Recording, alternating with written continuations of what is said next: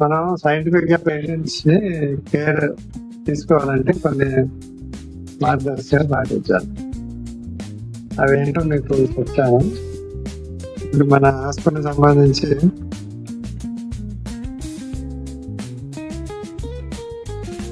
మన స్టాఫ్ అది మన హాస్పిటల్. సో మన పేషెంట్లు వస్తే ఏ రకంగా సర్జరీ వస్తే వాళ్ళకి ఏ రకంగా ప్రిపేర్ చేయాలి, ఏ రకంగా వాళ్ళ కేర్ తీసుకోవాలి, తర్వాత ఆపరేషన్ అయిపోయాక ఏ రకంగా వాళ్ళు చూడాలి. ముందు ఆపరేషన్ ముందు మనం తీసుకోవాలి జాగ్రత్త లేకుంటే ఫస్ట్ పేషెంట్ ఐడెంటిటీ అంటే మనం చెప్పే ఆపరేషన్ చెప్పిన పేషెంట్ అతనైనా కాదా, అది ఎలా ఐడెంటిఫై చేస్తారు? మామూలుగా ఆయన పేరు, వాళ్ళ ఫాదర్ పేరు అడుగుతారు, తర్వాత పుట్టుమచ్చలు ఏమైనా చూస్తారు. అలా ఐడెంటిఫై చేయాలి పేషెంట్. ఫస్ట్ చేశాక మన కన్సల్ట్ ఉంటుంది, ఇన్ఫార్మ్ కన్సల్ట్. సంతకం పెట్టించినప్పుడు ఆయన ఫిట్నెస్ కూడా సంతకం పెట్టాలి.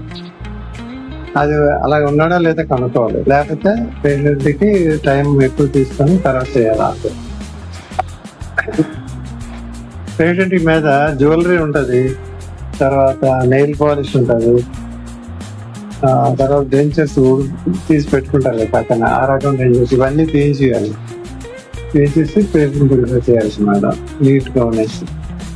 యూజువల్ గా మనం ప్రిపరేషన్ షేవింగ్ అది చేస్తాం కదా, చేసినప్పుడు పేషెంట్ కి మన పీసీజీ సోప్ ఇచ్చి స్నానం చేయాలి. యాంటీబయాటిక్స్ స్నానం చేసాక శుభ్రంగా నీట్ గా ఉన్న తర్వాత కొత్త గౌన్ ఆపరేషన్ గౌన్ వేయాలి.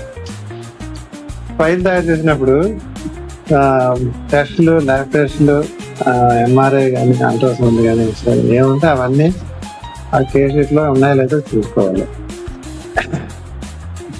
మనం చెప్పిన ఎనస్థెటిక్ ప్రీ ఆపరేషన్ ఇంజక్షన్స్ ఏముంటాయి, యాంటీబయాటిక్స్ కానీ స్టడీ ఏముంటే అవి ఇవ్వాలన్నమాట. తర్వాత ఆపరేషన్ థియేటర్లో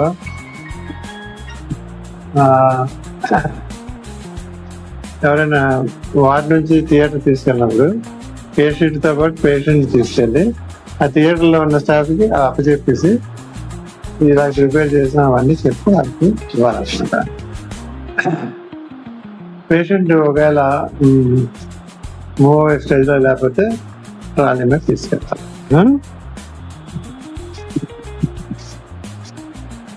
ఆపరేషన్ అయిపోయిన తర్వాత ఓటీ నర్స్ ఏమో వార్డ్ నర్స్కి మనం రాసిన ఇన్స్ట్రక్షన్స్ అన్ని అందజేయాలి.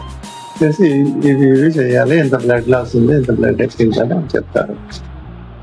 వెంటనే పేషెంట్ మానిటర్ చేయాలి, BP, pulse, temperature, plus oxygen ఇవ్వాలి, ఇంట్రాకైతే పెట్టి ఫ్లూయిడ్స్ పెట్టాలి. తర్వాత డ్రైన్ కరెక్ట్ గా ఉందా లేదా, పోలీస్ అయితే కరెక్ట్ గా ఉందా లేదా, డ్రెస్సింగ్ ఉందా ఊడిపోయిందా, అవన్నీ అబ్జర్వ్ చేయాలి.